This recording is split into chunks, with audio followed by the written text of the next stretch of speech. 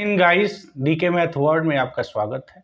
अब एक नए वीडियो के साथ हम हाजिर हैं आपके समक्ष। और ये जो जानकारी ये है कि जो यूपी बोर्ड की जो आगामी मेरी जो एग्ज़ाम 2023 में होने जा रही है वो दिव्यांग को लेकर के है।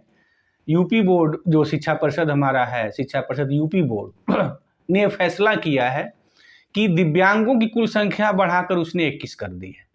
पहले क्या था कि जो चलने में हमारे अक्षम थे, दृष्टिबाधित थे, मूकबधिर थे, इनको ही दिव्यांग माना जाता था।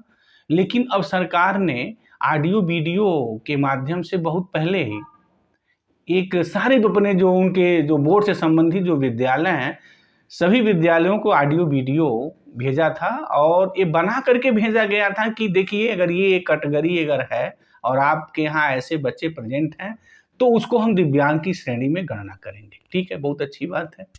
एक और बात सबसे जो अच्छी निकल के आई है वो ये है कि पता नहीं अन्य देश के अन्य स्टेटों में दिव्यांग की कितनी कैटेगरी है या कितनी की वो मान्यता देते हैं। तो बात यहाँ मान्यता की आ गई ना, क्योंकि इसके पहले सिर्फ 3 ही लोग जो है दिव्यांग माना जाता था और उनको सहूलियत दी जाती थी एग्जाम में। लेकिन अब जो है दिव्यांगों की श्रेणी बढ़ गई है, टोटल हमारे 21 हो गए हैं। तो इनको फायदा क्या है, जो आगामी 2023 में अब यूपी बोर्ड का जो एग्जाम होगा उसमें अगर ये 21 श्रेणी के विद्यार्थी आते हैं तो उनको दिव्यांग माना जाएगा। और इनकी टोटल संख्या को हमने अपने कम्युनिटी पोस्ट पर जो है टैग कर दिया, वहाँ से आप टोटल संख्या देख लीजिए कि अगर ये श्रेणी में अगर बच्चा आ रहा है तो वो दिव्यांग की श्रेणी में गणना की जाएगी। तो ये जो एग्ज़ाम है उसको सहूलियत क्या मिलेगी? पहली बात यह है कि उसको लेखक प्रदान किया जाएगा, लेकिन लेखक दिया जाएगा जो उस विषय वस्तु को लिख सकता है अच्छे ढंग से। दूसरा, उसको 30 मिनट का अन्य बच्चों के कंपेरिजन में ज़्यादा समय दिया जाएगा। तो ये तो बहुत अच्छी बात है कि पहली बात है कि अब नंबर बढ़ गए हमारे दिव्यांगों के। ये श्रेणी है तो ये दिव्यांग में आएंगे, उनको लेखक जो है प्रदान किया जाएगा।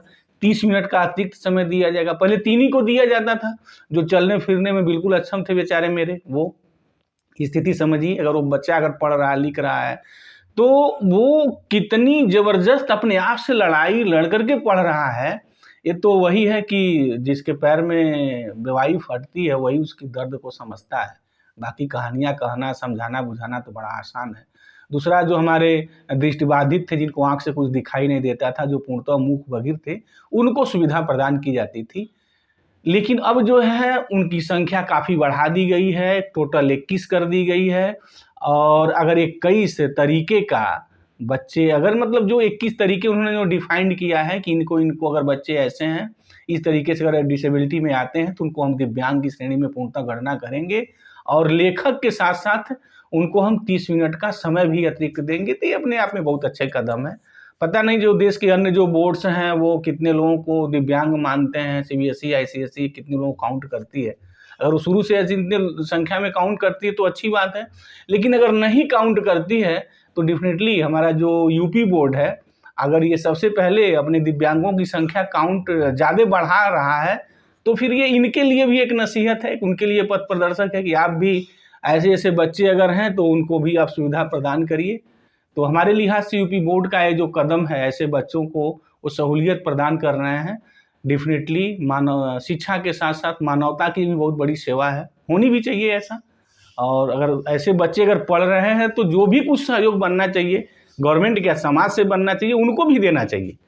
तो बहुत अच्छी बात है ये। और दूसरी बात है कि इस वीडियो को ज़्यादा से ज़्यादा आप शेयर करें ताकि सभी लोगों को ये मैसेज पहुँचे कि ऐसे ऐसे अगर बच्चे हैं उनको दिव्यांग की श्रेणी में गणना करेंगे। इसी के साथ अपने वाणी को विराम देते हैं। तो थैंक यू गाइस, जय हिंद।